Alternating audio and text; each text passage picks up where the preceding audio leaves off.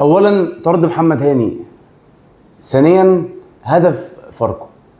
طيب خليني اتكلم معاك. انا كده كده كسبان 4-1، فمش فارق معايا حته الهدف دي قوي. يعني جابوا جون او ما جابوش جون مش فارق لي كتير، فاهم قصدي؟ بس مازال خطأ تحكيمي.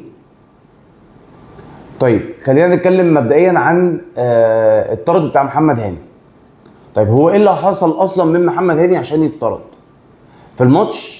او الماتش شغال، انا اتفرجت عليه وكنت مفكر ان محمد هاني اخد الكارت الاصفر الثاني عشان، وبعد كده الاحمر عشان ما ردش على الحكم محمد معروف او تجاهله.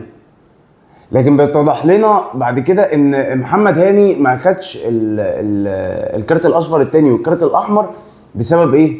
ان هو ما ردش على الكابتن محمد معروف، لا ده عشان كان بيضيع وقت.